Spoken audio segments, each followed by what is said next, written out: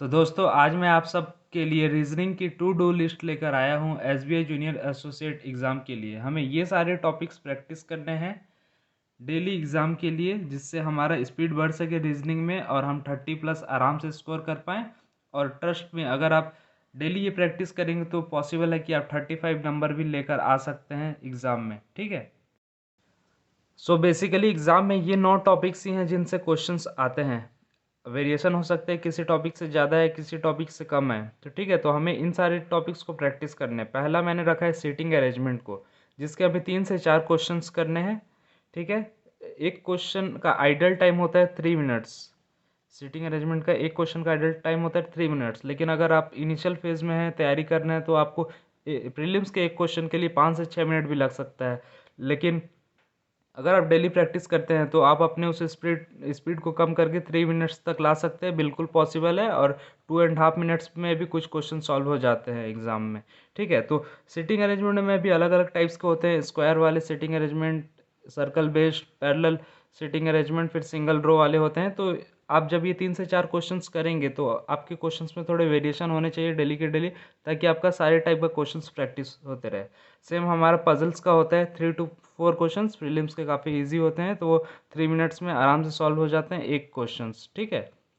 तो इसमें कैसे टाइप के क्वेश्चन होते हैं, एक पोस्ट वाइज क्वेश्चन आ सकता है, जैसे कि एक क्वेश्चन में सबसे लोअर मोस्ट जो पोस्ट होगा क्लर्क होगा, फिर उसके ऊपर पीओ, मैनेजर, डीजीएम, ऐसे करके चेयरमैन तक पोस्ट होगा, और आपको उसको अरेंज करना होता है जो भी क्वेश्चन में दिया रहता है कंडीशन, उसको देखते हुए। और डेट वाइज होता है, जो कि काफ़ी इंपॉर्टेंट होता है कि इस जनवरी 9 को ये इवेंट हुआ था, फिर ऐसे करके अलग अलग मंथ दिए रहेंगे और आपको ये सारे करने होते हैं। और डे वाइज होता है, तो ये सारे क्वेश्चंस आप अगर मॉक दिए होंगे तो आपको पता होंगे ऐसे क्वेश्चंस होते हैं। तो ये सारे क्वेश्चंस आपको प्रैक्टिस करने हैं।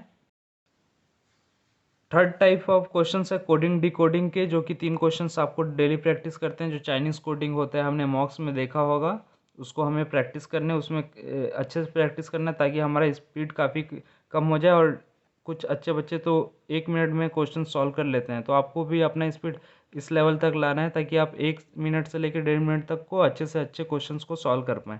ठीक है। Alpha numeric series, alpha numeric series कैसा होता है, जैसे कि कुछ नंबर्स और लेटर्स का, अल्फ़ाबेट्स का सीरीज़ दे देता है, और उसको अरेंज करना रहता है। मतलब क्वेश्चन पूछेगा कि ये इसके बाद फोर्थ लेटर कौन सा है, फिफ्थ लेटर कौन सा, अगर इसके 20th लेफ्ट में ये है तो राइट साइड में कौन है, वैसा टाइप का क्वेश्चन पूछेगा। तो वो सारे क्वेश्चंस आपके प्रैक्टिस होने चाहिए। इसके क्वेश्चंस डिफ़िकल्टी के हिसाब से इसके टाइम डिफ़र करता है, तो ये आपके ऊपर है। आप अगर प्रैक्टिस करते हैं अच्छे से तो इसको फास्टली सॉल्व कर सकते हैं। इसके बाद आता है डायरेक्शन सेंस के क्वेश्चन, जिसके 3 क्वेश्चंस आपको प्रैक्टिस करने हैं। तो एक क्वेश्चन आपका इजी रहना चाहिए, जो कि इजी, एक नॉर्मल पर्सन स्टार्ट करता है एक पॉइंट से, इतना नॉर्थ जाएगा, फिर ईस्ट जाएगा, फिर वो डायरेक्शन पूछेगा किस डायरेक्शन में है उसका फाइनल पोजीशन। ठीक है।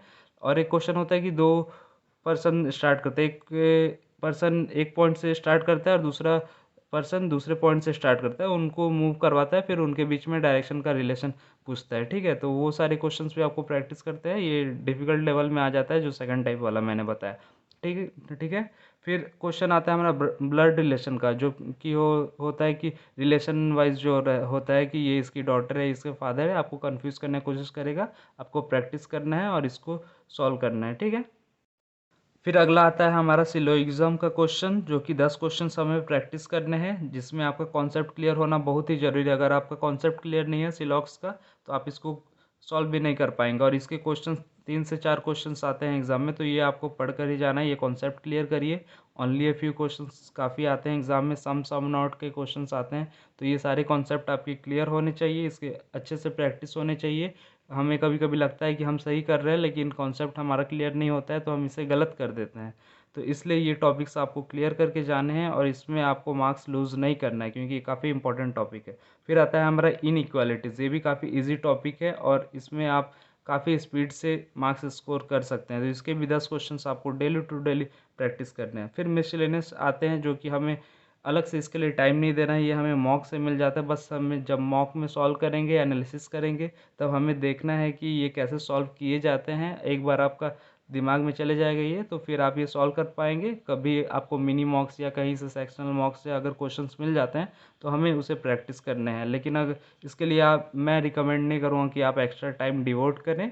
तो ये था हमारा दोस्तों रीजनिंग का टू डू लिस्ट। अगर आपको कोई भी डाउट है तो कमेंट करिए और मुझसे पूछिए। ये सारे टॉपिक्स आपको डेली प्रैक्टिस करने हैं, तभी आपका स्पीड रीजनिंग में बढ़ पाएगा।